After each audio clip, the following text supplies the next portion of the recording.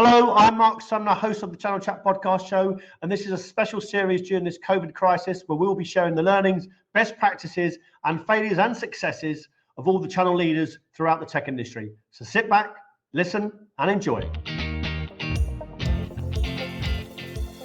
Well, so look, Sarah, thanks so much for coming on. I know I've hounded you on messages and videos, etc., but I really wanted to get you on because there was so many people asking about, could we get Sarah on and share her views? And obviously, what first of all was actually more interested in because we wanted you originally on to sort of share your journey about sales, best practices, and learnings. Now, obviously, we're in this COVID crisis, so it's now obviously flipped its lid. So, first of all, I wanted to start off. I read your article around home working, which I thought was great, some really good tips for people out there. And you mentioned in there, keeping meetings to sort of 45 minutes and 15 minutes for children, etc., etc. Is that plan still working now, 2 weeks on? Now you've sort of adjusted it with kids?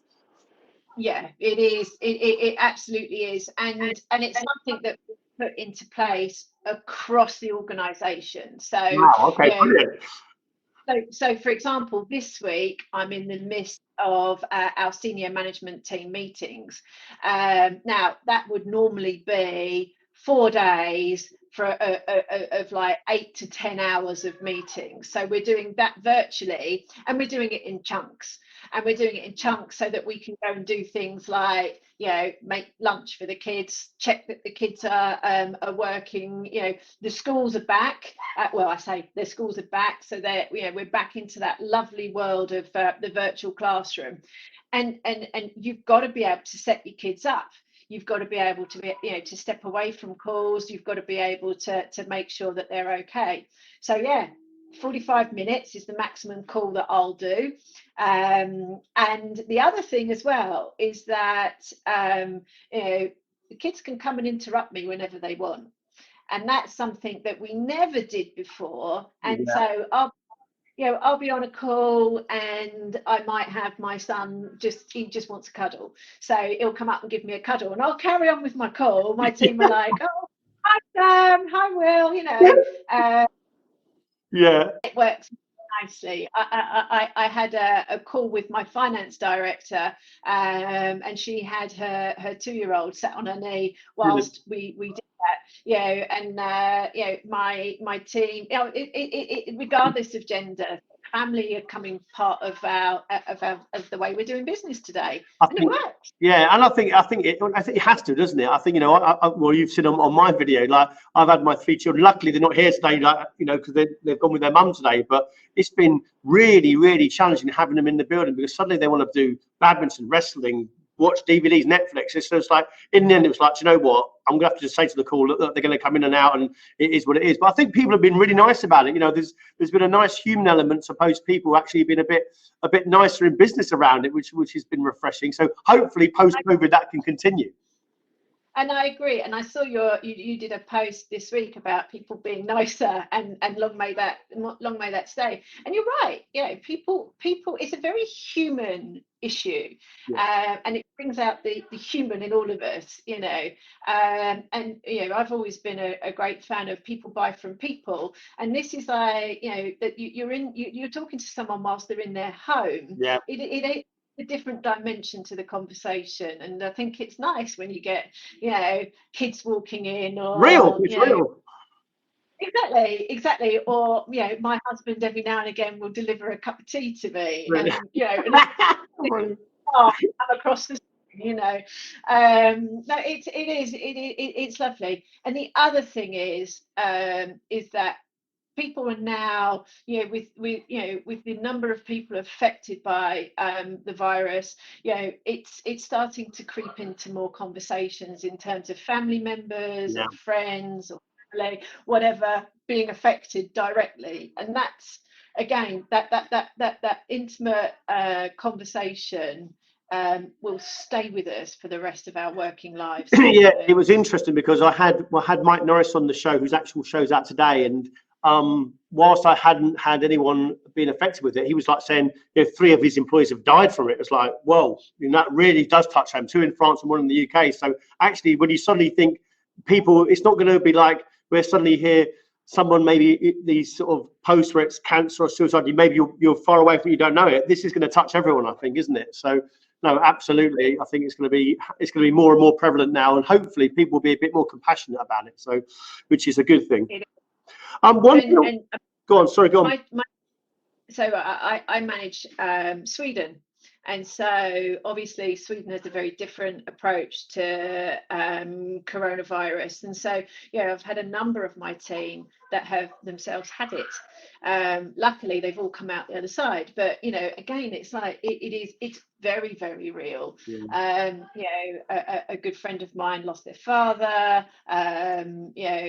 Different, and also people who have got family members working in the front line, and just the fear and impact that has. And it's not just it's not just the normal conversations. It's like families where mum and dad are no longer together. Dad is working and mum is at the front line. So what does that do with the kids? How do you manage? It has put incredible stress on people, but I am overwhelmed by just how our industry has handled this, and the coming together of companies, of networks, of friends, and it's been amazing. Yeah. Now, you've always been a big advocate of home working, and you've been doing home working yourself for a long time. Do you think this is now going to become the norm? People are going to do this, or do you think we'll naturally sort of go back to the offices and we'll have a short memory and carry on as we were? Do you know, it's really interesting. It's really interesting. So I mean, I've been a home worker for 15 years, and 12 years, 12 and a half years at Dell, and home working has been brilliant for me, particularly as during that time I've got married, I've had 2 kids, I've been able to continue to build a career and bring up a family. But it was different. I didn't, when I had the kids at home, I was, first world problem. I had a full-time nanny. Right, yeah. Working from home with a full-time nanny, that's quite a difference than not having a full-time nanny and having the kids. But the one thing I do know is that, I very much doubt that I will travel to the extent that I was traveling. I've been able to maintain the internal relationships with my team through this sort of medium. I've been able to continue those conversations, and actually I've been able to have more of those conversations, because the 3 hours that I would be on a plane, going from London to Helsinki or Stockholm or wherever, I'm on the phone now talking to my team, so that's good.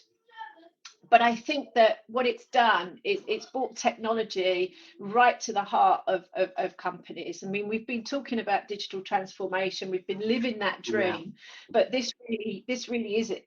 This is digital transformation, and it's like the opportunity, to run virtual teams, a virtualized environment, and what you can do in this environment. And I think that will change the way that we operate as an industry, as a community. Things won't go back to the way they were. That's very clear. Have you and your leadership team had to sort of adjust your management style to your employees? I.e., yes, you're doing virtual meetings, maybe you're doing virtual huddles, but have you actually had to adjust your style of actually how you've managed them?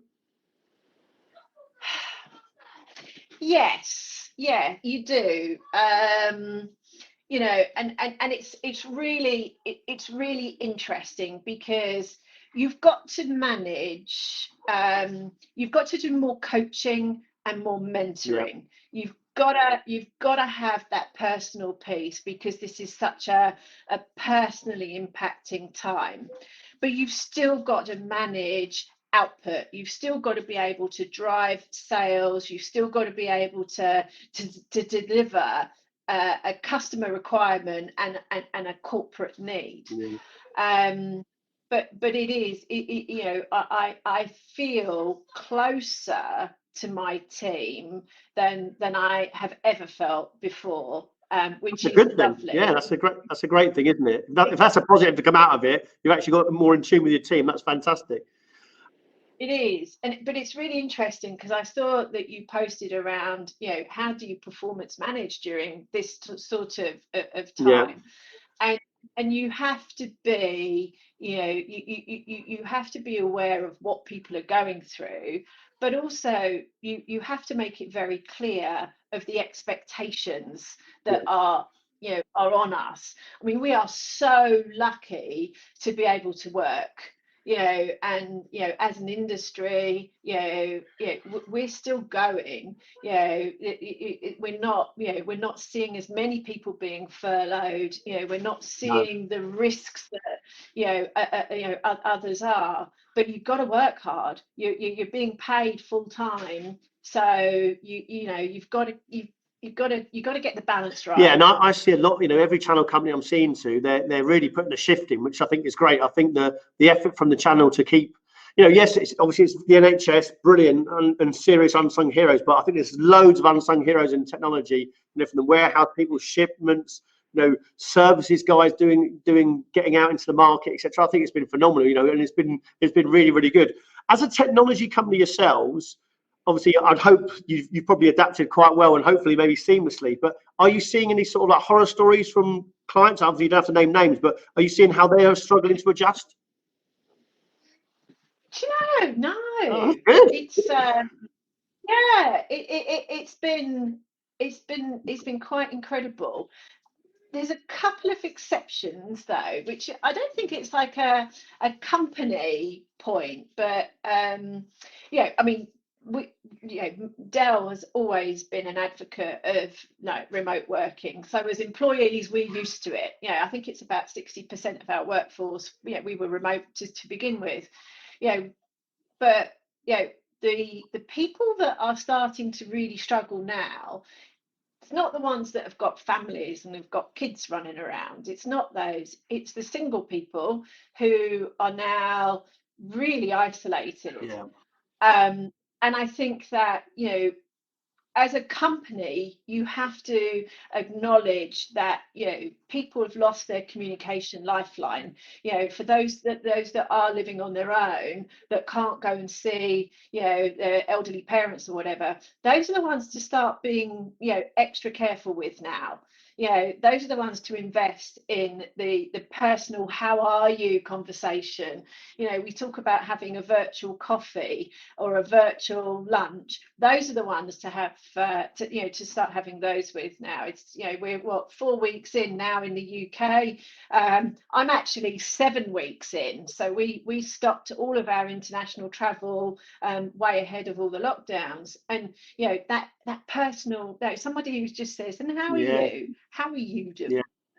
Not just because you got kids, but when you're on your own, and us parents think you lucky. How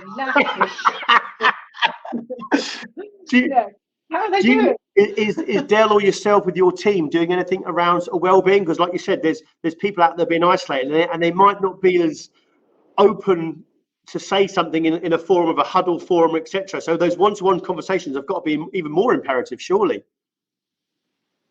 Yeah, now we've been doing a lot, because bear in mind we've had a remote workforce for 10 plus years.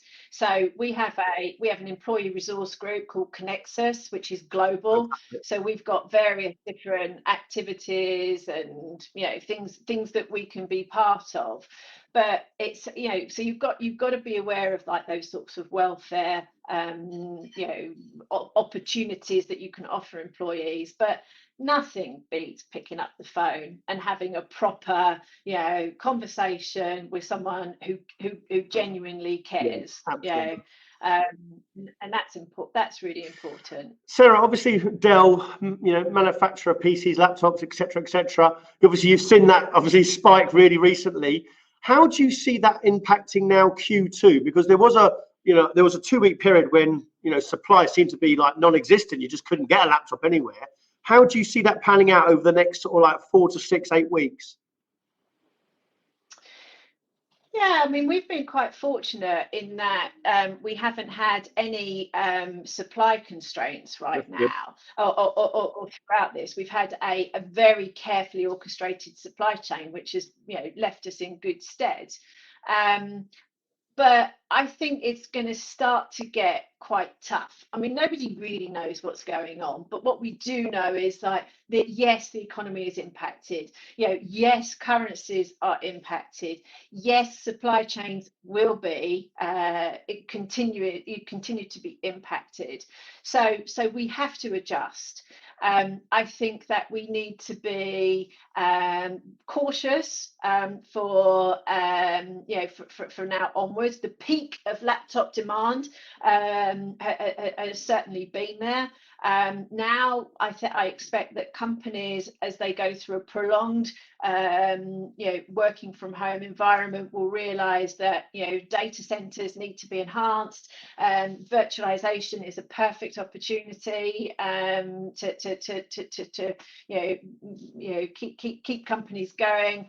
But those large capital investments are going to, there's a good chance they're going to be delayed. The procurement cycle will be elongated. So I think what companies in the channel need to look at now is, what are the solutions that we can offer companies to give them financial security? So what finance options, what can we do around credit, what can we do around the usual stuff, and looking at solutions that protect organizations and keep them going. Yeah, absolutely.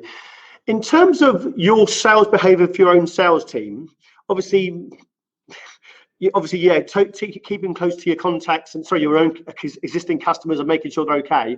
How has your sales behavior changed to sort of new customers? Is there a difference of how you're actually approaching them now?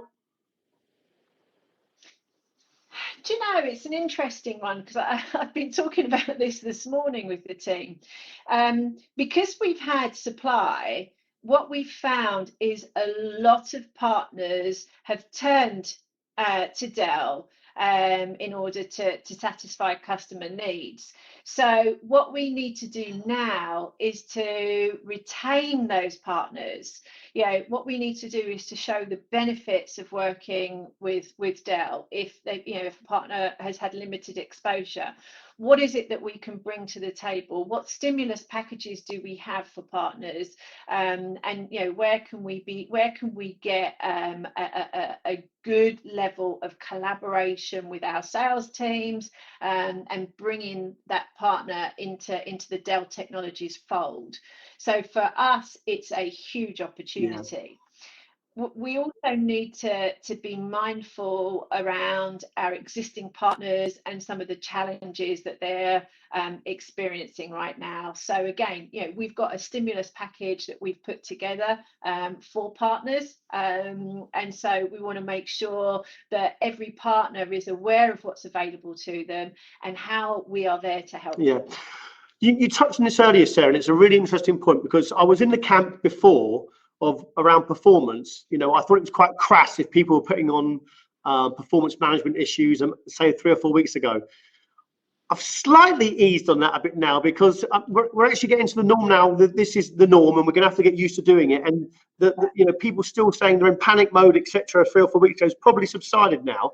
How are you maintaining that output, that performance from your team, to make sure they're not using it as hopefully they're not, because you trust them, but they're not using it as an excuse to just sort of, actually, I'm underperforming because of COVID. They've still got to do a job and they've still got to perform, haven't they? So how are you sort of managing that? Again, that it's communication. It's communication. You've got to keep someone engaged. The worst thing that can happen when you've not got that face-to-face time, when you've not got those water cooler moments, or you're not out visiting partners with your team, is you leave them alone and they feel that no one is not that no one is looking, but nobody cares. People need to feel relevant, they need to feel included, they need to be recognized, and they need to feel, they need to feel important. So that's what you need to do, and and I speak to colleagues, not just within Dell, but with other vendors, and other partners, and there's always one or two that think, hey, opportunity, especially when the sun's out. Yeah, absolutely. Are you I must go on. I did have one funny conversation. I was trying to get hold of somebody, and they were like, "Oh, sorry, I was out in the garden." And you're like, Yeah, what are you doing? At least come up with a better excuse than I'm in the garden. Yeah, I've got Wi-Fi issues. I've got getting on the broadband or whatever. No, don't say I'm doing the daffodils. That's probably not the best reason to do it. Dear. In terms of onboarding and training people, now again, I know you're a work from home company. I know you've been 60% work from home, but has that been a challenge of actually getting people, inducted and onboarded, inductions and training on a virtual training? How have you actually adjusted to that? Do you know, we've got our training team are phenomenal. So we've been running classroom sessions all virtually. We've got a whole host of training that's available, and actually the amount of time our existing staff are spending on training has gone up significantly. And in terms of onboarding new team members, it's continued. They've come on board, they've had the session, the classroom sessions, they're meeting their new colleagues by Zoom or by Teams rather than face to face. The bar bill is non-existent, so that's always a bonus. And it's very much business as usual. Yeah. Nothing has stopped. We've continued, and just the strength of our team members has been phenomenal. It's been really impressive. In terms of actually attracting staff and recruiting staff, I've had two camps when I've been speaking to all the channel partners. Camp one, I'm panicking, I'm struggling, I'm going to put a recruitment freeze on, I'm going to see how this crisis stops. And then camp two is actually, I'm seeing this as an opportunity. There's going to be more talent coming in the market. I might be able to tag some furloughed staff, etc. Now, the second camp, they don't want to publicly advertise it because they're seeing it as a bit distasteful, but it is going on. They are still recruiting. What's Dell's position? Are you continuing recruiting, or are you on hold, or where are you in that? So we have we have always held recruiting key talent as one of our core management responsibilities. Yeah. So we have a constant focus on organizational planning and identifying the talent that we want to get into our business, and that's going to continue. I think that any organisation that isn't looking at the next 6 months cautiously, it is very brave. I don't want to say they're crazy. I don't want to say anything like that. They're just brave. Nobody knows what's going to happen, and we are being super cautious as we look to what happens as we are still in some countries in lockdown, some countries out of lockdown, slowly coming out, and this search of getting back to normal, or whatever normal will be.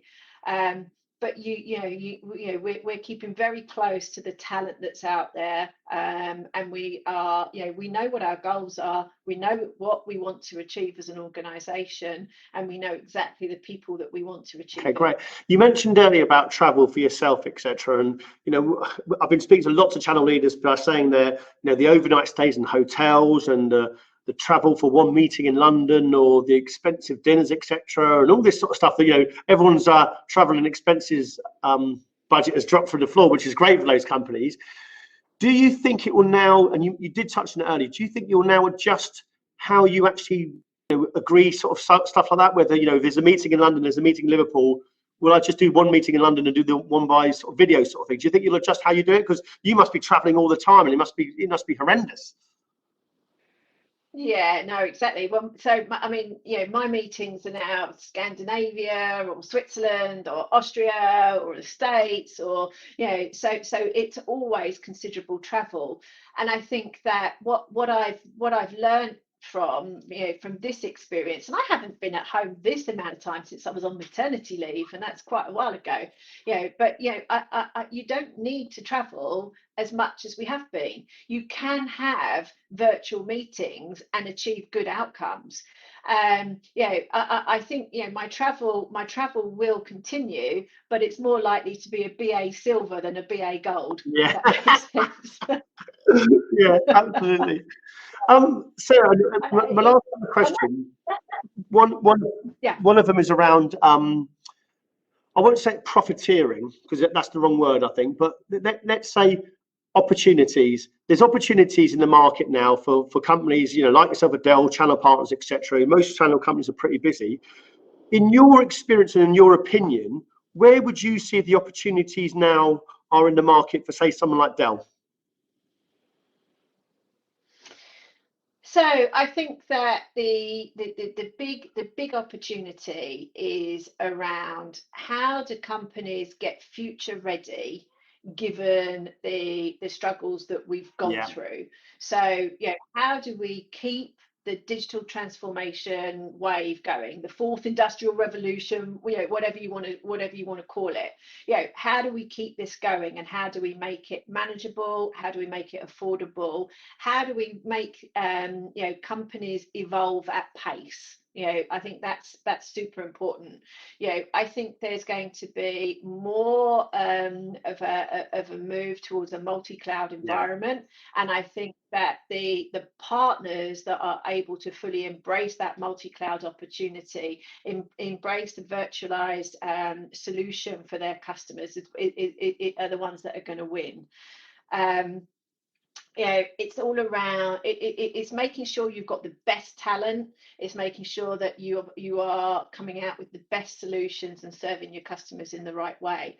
Again, I think this is, we've already seen consolidation. That's been happening for the last few years in our industry, and I think we'll see more of that going forward as a result of coronavirus. And I think that IT, technology and the channel are perfectly Yeah. positioned to serve customers in the best possible way. Our opportunity to collaborate together, I think, has never been stronger. I think if we pull the best that vendors have to offer with the solutions and services and intellectual horsepower that our partners have to offer, that makes us a phenomenal resource for customers to pull Do you on. know what? I couldn't echo that more, really. What I've loved about the channel is sometimes when I've been speaking on the Channel Chat podcast, trust and collaboration has been questioned a bit in the market, sort of saying deal reg is here, he's trying to undercut me, he's trying to undercut me there. But what I've loved seeing is actual vendors, distributors, partners, service providers absolutely collaborating. And actually, the person that's benefited that has been the end user customer. So long may that continue. 100%, 100%. And I also think there's been some amazing friendships that have come out of this as well.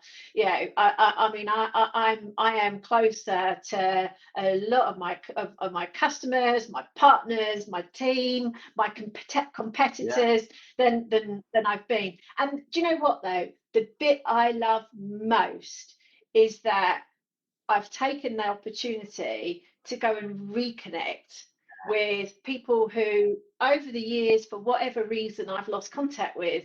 And That's a that, good thing. That's a good thing, isn't it? It's been perfect. brilliant. It's been perfect. Yeah. My last question, because I want to keep making sure that we're under the 45 minutes meetings. I've taken a lot of your time already. And it is a sort of personal one. I know you're not the World Health Secretary, but I would like a prediction for you. When do you think we'll sort of go back to work and some sort of normality and not be on lockdown? What's your own view? Do you know, my view on this is my personal Yeah, lens, and that is, when do I think it's safe to go and visit my parents? When can I go, and not worry about exposing them. Both are in their late 70s, both have got underlying health conditions, so they've been in isolation for a long time. And the answer is not until there's a cure. And so, this is here for the long term. We talk about herd immunity, but that's there's no fact yet. We talk about, get it once and you're immune. There's no fact. We don't know. This is unknown to all of us. So, we've got to, suck it up, get on with it. We need to get our economy back online. But what's more important, a pound or a life? There's no price in it, is it? I know that for me, and Dell's brilliant because Dell's been super cautious with all of us in the Dell Technologies family. We won't go back to normal until we can open the door to our vulnerable loved ones without fear. Yeah, brilliant, Sarah. That's it. You've been a fantastic. Thanks very much for coming on. It's been a real pleasure interviewing you. And like I said, the viewers will get loads of advice from that. Thanks for joining us and listening to another episode of our Channel Chat podcast. If you've enjoyed what you've heard and are listening on iTunes, please could you give us a review and subscribe in order to get the newest episodes as soon as they're released. Otherwise, as always, we release an episode every Thursday at midday, so hopefully you can join us then.